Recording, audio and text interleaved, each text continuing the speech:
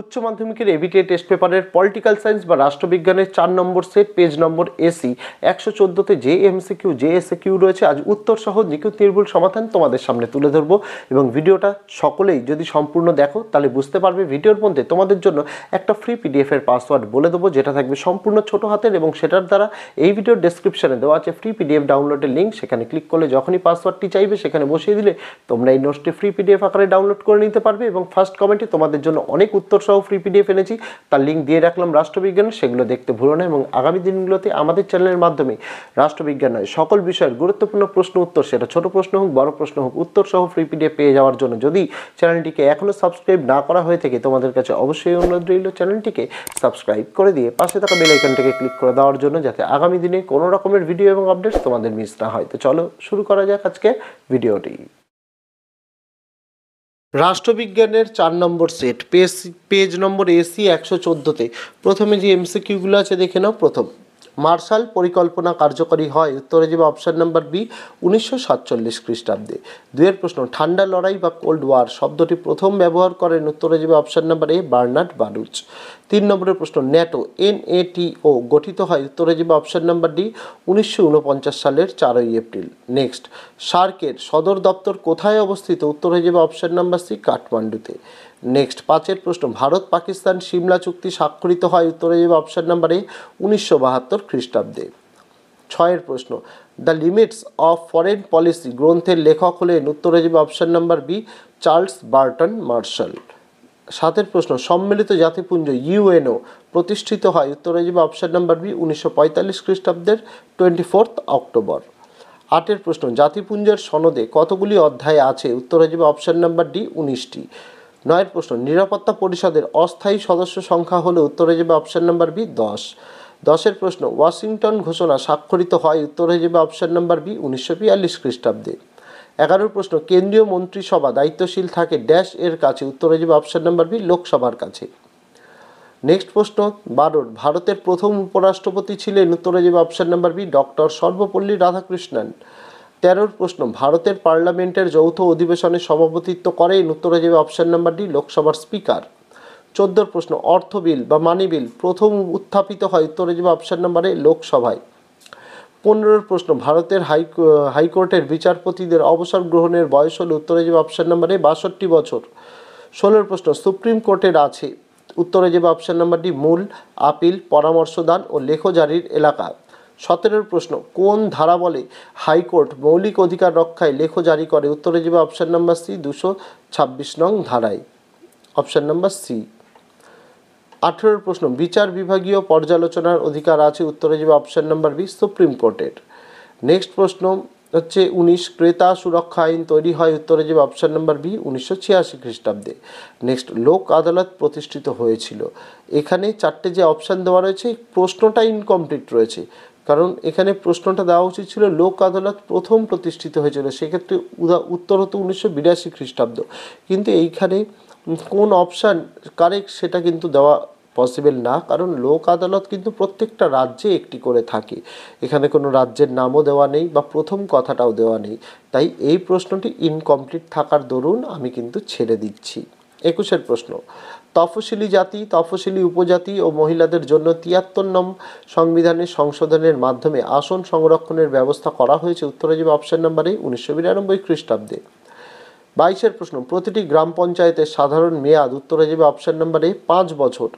23-এর প্রশ্ন, প্রতিটি গ্রাম পঞ্চায়েতে ড্যাশ জন সদস্য নিয়ে গঠিত, উত্তরে যাবে অপশন নাম্বার এ 5 থেকে 30 জন। 24-এর প্রশ্ন, ছোট শহরগুলির স্বায়ত্তশাসন পরিচালিত হয়, উত্তরে যাবে অপশন নাম্বার বি পৌরসভার দ্বারা। চলে যাব এবার এসএকিউগুলোর দিকে, দেখে নাও।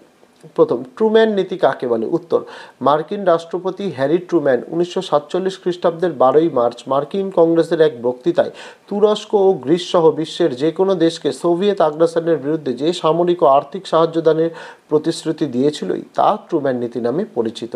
অথবা প্রশ্ন, ঠান্ডা যুদ্ধে গৃহীত যে কোনো দুটি পদ্ধতির নাম লেখো। আমি ঠান্ডা যুদ্ধে যে পদ্ধতিগুলো নেওয়া হয়েছে সকলগুলোই দিয়ে দিলাম, তোমরা সুবিধা মতো যে কোনো দুটো লিখো। বাকযুদ্ধ রয়েছে, কূটনীতি রয়েছে, মর্যাদা লড়াই রয়েছে আর ছায়াযুদ্ধ রয়েছে। নেক্সট, কোন বছর বান্দুং সম্মেলন অনুষ্ঠিত হয়, উত্তর হয়ে যাবে 1955 খ্রিস্টাব্দে। নেক্সট, কোন বছর অথবা প্রশ্ন, কোন বছর বেলগ্রেড সম্মেলন অনুষ্ঠিত হয়, উত্তর হয়ে যাবে 1961 সালে। তিনের প্রশ্ন, পেরেস্ট্রয়িকা কি? উত্তর, পেরেস্ট্রয়িকা শব্দের অর্থ হলো পুনর্গঠন। আর্থিক ও সামাজিক সংস্কার করার উদ্দেশ্যে 1990 সালে রাশিয়ার রাষ্ট্রপ্রধান মিখাইল গর্বাচেভ যে পুনর্গঠনের প্রক্রিয়া শুরু করেছিলেন তা পেরেস্ট্রয়িকা নামে পরিচিত। অথবা প্রশ্ন, গ্লাসনস্ত কি? উত্তর, গ্লাসনস্ত শব্দের অর্থ হলো মুক্তাবস্থা।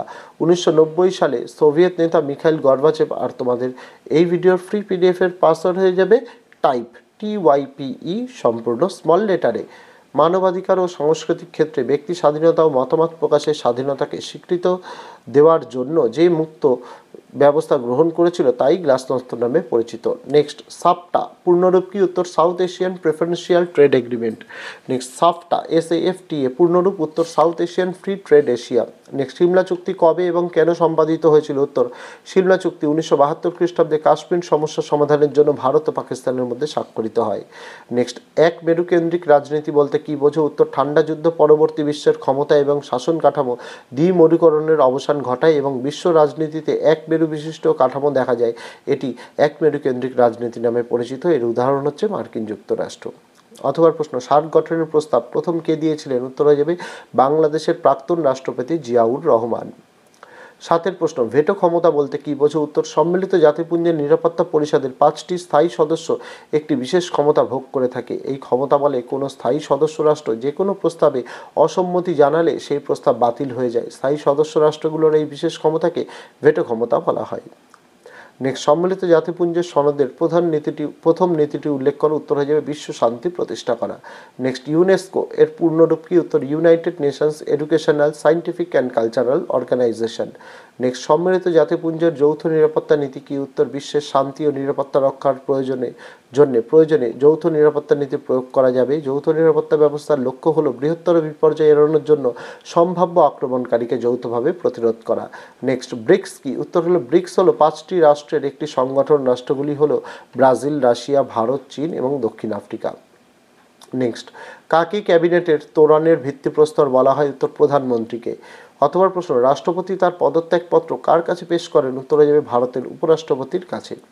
নেক্সট, রাজ্যপালের একটি স্বেচ্ছাধীন ক্ষমতা উল্লেখ করো। উত্তর, রাষ্ট্রের শাসন কার্যাদি সংবিধান সম্মতভাবে পরিচালিত হচ্ছে কিনা সে বিষয়ে রাষ্ট্রপতির কাছে রিপোর্ট প্রদান। অথবা প্রশ্ন, রাজ্য বিধানসভার নেতা বা নেত্রীকে? উত্তর হয়ে যাবে রাজ্যের মুখ্যমন্ত্রী। নেক্সট, বন্দি প্রত্যক্ষীকরণ কি? উত্তর, বন্দি প্রত্যক্ষীকরণের ইংরেজি প্রতিশব্দ হচ্ছে হিভেন্স কর্পাস। এটি একটি ল্যাটিন শব্দ যার অর্থ হলো বন্দিকে সশরীরে হাজির করা। নেক্সট, কোন ক্ষেত্রে হাইকোর্ট সুপ্রিম কোর্ট থেকে বেশি ক্ষমতা ভোগ করে? উত্তর, নাগরিকদের মৌলিক অধিকার সংরক্ষণের জন্য।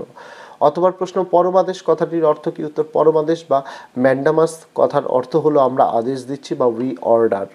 নেক্সট, স্বপরিষদ মেয়রের মোট সদস্য সংখ্যা কত? উত্তর হয়ে যাবে 10 জন। 16 প্রশ্ন, বড় কমিটি কি? উত্তর, বড় কমিটি হলো পৌর এলাকা ভিত্তিক বিশেষ কমিটি। 5 থেকে 10টি ওয়ার্ড নিয়ে এক একটি বড় গঠিত হয় এবং উক্ত ওয়ার্ডের কাউন্সিলরগণ সংশ্লিষ্ট বড় কমিটির সদস্য হন।